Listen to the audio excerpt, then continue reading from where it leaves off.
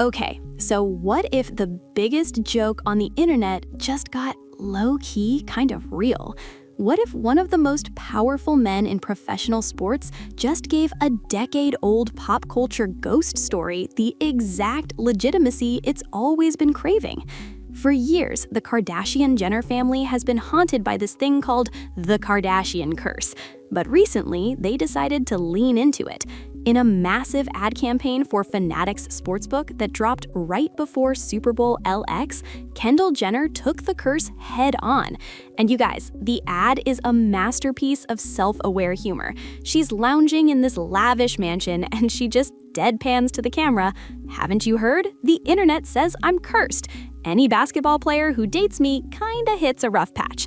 She then jokes that all her incredible wealth comes from betting against her boyfriend's teams, not from modeling.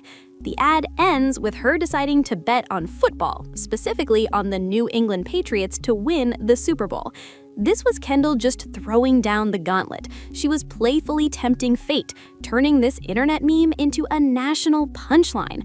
And Patriots fans, understandably, went into a little panic online. The curse had been invoked. And then the response came, not from some random fan, but from the official social media account of the New England Patriots, the organization run by billionaire owner Robert Kraft. In a comment on Kendall's post, the team's official account wrote, "We want you on our side at Kendall Jenner. We can end this curse. We all we got, we all you need." This is it. You guys, this is the moment the curse went from being a joke to something more. Robert Kraft himself then doubled down in a video, saying he doesn't believe that thing about the Kardashian curse and that he welcomes the challenge. But honestly, the damage was done. For the first time ever, a multi-billion-dollar professional sports franchise, one of the most successful dynasties in history, officially acknowledged the Kardashian curse by name. Okay, so for anyone who's been living under a rock, let's just quickly get on the same page. The Kardashian Curse is this long-standing internet theory that claims any man who gets into a romantic relationship with one of the Kardashian-Jenner women is basically doomed. I mean, their careers stall, their personal lives completely unravel, and they just become these cautionary tales. As Kylie Jenner herself once put it, their life kind of just goes downhill after that. It's a pattern that seems to repeat itself with a weirdly unnerving frequency, leaving this whole trail of famous men behind it. But where did this all even start? Is it like an actual supernatural hex? Or is it just the high price you pay for being that extremely famous? There's even that wild TikTok theory that claims a distant 19th century ancestor made a pact with witches so that all the women in her bloodline would be forever blessed with fame and fortune. And the dark price for all that success?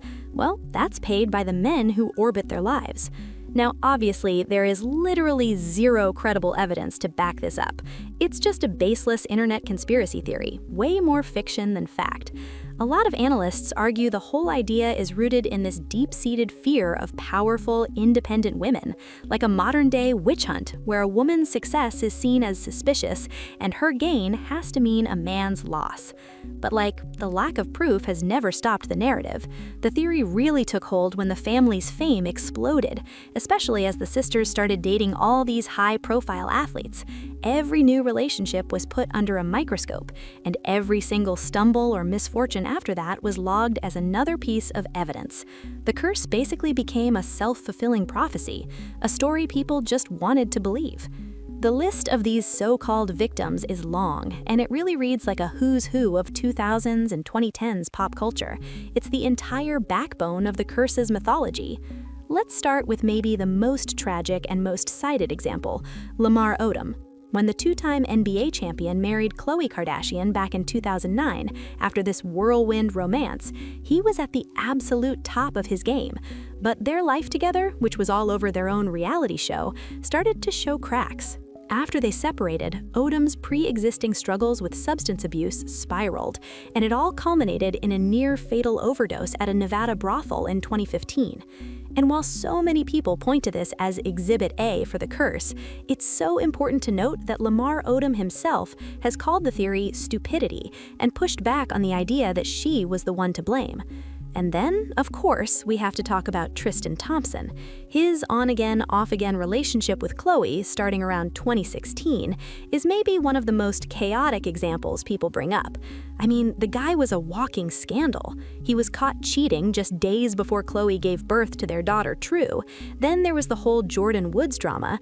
And then the final nail in the coffin was when it came out that he had fathered another child with someone else while they were still together. Through it all, his career had its own share of turbulence. And the list just goes on. There's Scott Disick, Kourtney's partner for nearly a decade. His battles with addiction and mental health were a whole recurring storyline on Keeping Up with the Kardashians. He's been in and out of rehab, and at one point he even entertained the idea that he was cursed himself, visiting a psychic to see if a negative energy was following him. But like Odom, his issues were his own, and he's also publicly taken responsibility for his actions, basically debunking the curse in his own case. Rapper Tyga's relationship with a then underaged Kylie Jenner was just plagued by controversy, and after their breakup, he had major financial problems, like getting luxury cars repossessed, and his music career just struggled to get back its old momentum. And of course, there is Kanye West. His marriage to Kim coincided with a period of massive creativity, but also, as we all saw, escalating public controversies and erratic behavior. After they split, his actions became even more extreme, leading to huge professional and personal fallout.